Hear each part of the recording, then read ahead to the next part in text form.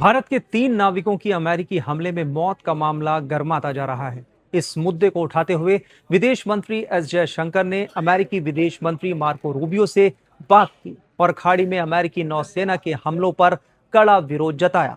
Rubio के साथ अपनी बातचीत के बारे में एक्स पर एक पोस्ट में जानकारी देते हुए जयशंकर ने लिखा कि कमर्शियल शिपिंग के खिलाफ इस तरह की जानलेवा कार्रवाई सही नहीं है। उन्होंने कहा कि शुक्रवार शाम मेरी अमेरिकी विदेश मंत्री मार्को रूबियो से बात हुई। मैंने खाड़ी में अमेरिकी नौसेना के उन हमलों पर भारत की कड़ी आपत्ति दोहराई जिनमें 3 भारतीय नाविक मारे गए थे।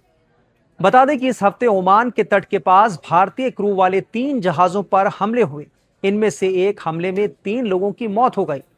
बुधवार को ओमान की खाड़ी में अमेरिका ने MT सेटेबेल्लो नाम के जहाज पर हमला किया था। अमेरिकी सेना ने हमले के बाद आरोप लगाया था कि ये ईरानी बंदरगाहों पर चल रही नौसैनिक नाकेबंदी का उल्लंघन कर रहा था।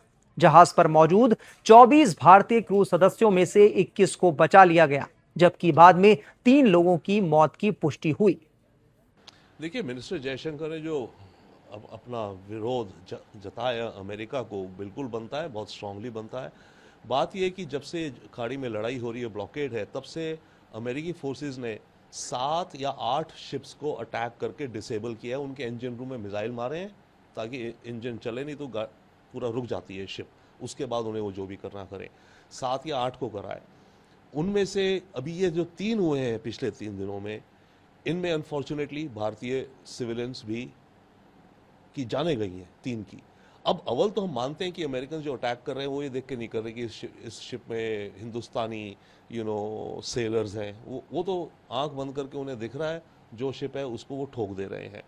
पर पॉइंट इज, ये एक क्राइम है, ये एक वॉर क्राइम है। और मेरे विचार से भारत सरकार इसमें डिप्लोमेटिकली तो ठीक है, अपने जो भी प्रोटेस्ट जताए, कॉम्पनसेशन क्लेम करी जा सकती है इनकी फैमिलीज से। जो फैमिलीज हैं इन तीनों की जिनका ये नुकसान हुआ है, दर्द की बात बहुत बड़ी है, पर वो एक अच्छी खासी कॉम्पनसेशन क्लेम कर सकते हैं अमेरिकन कोर्ट के अंदर, मेरे विचार से। और अमेरिकन लीगल सिस्टम इस चीज़ को आगे ले जा सकता है, क्योंकि अमेरिकन मिलिट्री कह रही हाँ उन्होंने कराए अटैक, सिविलियंस मारे गए हैं, ये तो इंटरनेशनल रूल ऑफ लॉ के खिलाफ है।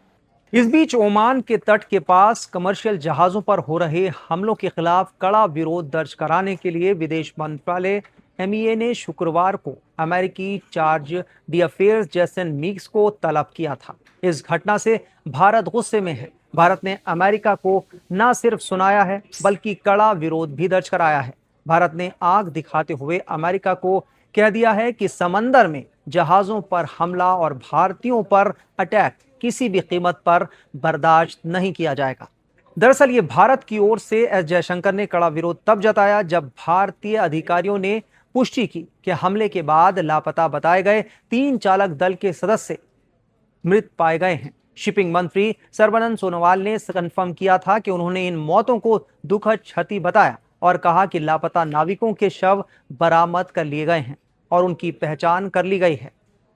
मृतकों की पहचान deck cadet Aditya Sharma, engine fitter Shivanand Chaurasia और चीफ इंजीनियर पटनाला सुरेश के रूप में हुई है। वहीं इस मामले में अमेरिकी सेना ने टैंकर पर हमले की बात स्वीकार की है। अमेरिकी सेंट्रल कमांड के मुताबिक अमेरिकी बलों ने टैंकर को निशाना बनाया था क्योंकि उसने अमेरिकी नौसैनिक कर्मियों के निर्देशों का पालन नहीं किया और ईरान से तेल ले जाने की कोशिश कर रहा था, जो अमेरिकी नाकेबंदी का उल्लंघन था। सेंट्रल कमांड के बयान में कहा गया कि उसकी एक विमान ने ओमान की खाड़ी में जहाज पर हमला किया क्योंकि चालक दल ने बार बार अमेरिकी बलों के निर्देशों का पालन नहीं किया।